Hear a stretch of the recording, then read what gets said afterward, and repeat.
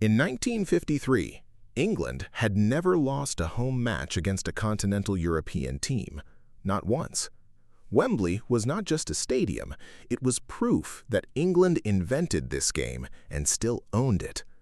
Then, Hungary arrived, and within 90 minutes, everything England believed about football was wrong. The score was 6-3, but the score was not the story. They did not beat England only with individual brilliance, they beat them with a new idea. A single tactical decision that England's defenders had never encountered, never prepared for, and had no answer to in real time. And that idea would eventually produce the most attacking formation the sport has ever seen. Before Hungary, football had one logic: fixed positions. The center forward stayed high. Defenders marked attackers one against one. Everyone followed the same system because everyone assumed the same system was the only system. The game had looked like this for decades. Nobody questioned it. Why would you question something that worked? Hungary questioned it. Their center forward was Nandor Hidekuchi. England's center back, Harry Johnston, prepared to mark him. Standard procedure. Then something happened that Johnston had never seen in his entire career. Hidekuchi dropped deep into midfield, not slightly deep, completely deep, into the space between England's midfield and defense. Johnston had 1 second to make a decision in front of 100,000 people: follow Hidekuchi and leave the space behind him empty, or hold the line and let Hidekuchi receive the ball with no pressure whatsoever. There was no right answer. Every time Johnston chose one, Hungary punished the other. Hidekuchi scored in the first minute, the 20th, the 53rd, a hat-trick built entirely on being somewhere nobody expected him to. Puskás scored in the 22nd and 28th. Bojic scored the 6th. England pulled 3 back through Sewell, Mortensen, and a Ramsey penalty. It did not matter. Hungary were playing a different game on the same pitch. This was the false nine before the term existed. This was positional football before anyone had named it. Hungary's golden team went 32 matches unbeaten across 4 years. They scored at an extraordinary rate. They did not need a new formation. They needed one player willing to stand somewhere nobody expected him to stand. Brazil watched, and then Brazil built something more aggressive around that idea. Brazil absorbed ideas from Hungary and transformed them into something more attacking, more expansive, more extreme.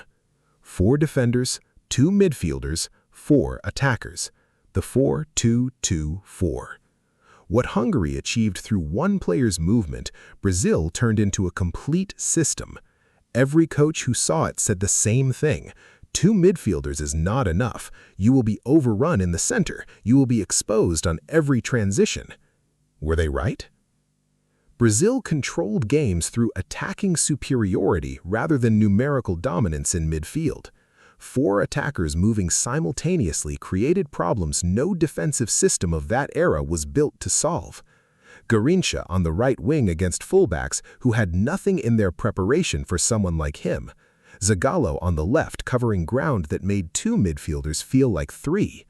And in the center, a 17-year-old from Minas Gerais who had never played a World Cup match in his life. Pele, 17 years old, 1958 World Cup, Sweden. Brazil went unbeaten through the entire tournament and scored 16 goals in 6 matches. Didi controlled the rhythm of every game from midfield, a player so composed under pressure that 2 midfielders felt like 6. Sweden, the hosts, the favorites on home soil, lost 5-2 in the final. Brazil did not just win the World Cup, they made every other team look like they were playing the wrong sport. 4 years later in Chile, Brazil won it again. Same system, same result. But here's what nobody talks about. The 4-2-2-4 wasn't a system any coach could simply teach. It was a collection of impossible human beings arranged in a structure that suited exactly what they could do. Remove Pele, and the final third loses its genius. Remove Garrincha, and the width disappears. Remove Didi, and two midfielders become one. The formation was not the weapon, the players were the weapon. The formation was just the shape they made when they stood together. By 1966, football had learned how to fight it. Teams began overloading midfield deliberately, knowing that two players could not cover the space against organized pressing. Defensive structures became more compact and zonal, removing the exact vulnerabilities Hungary and Brazil had exploited for a decade. Pele suffered brutal treatment from defenders who had studied every weakness the system carried. Without his creativity, Brazil's attacking system lost the player who made its risks worthwhile. They were eliminated in the group stage, champions, gone before the knockout rounds. The formation faded quietly after that. Coaches moved to 4-3-3, then 4-4-2, one more midfielder, one less attacker. The game became more structured, more cautious, safer. But the idea never fully died. Cruyff's Ajax carried it. Guardiola's Barcelona refined it.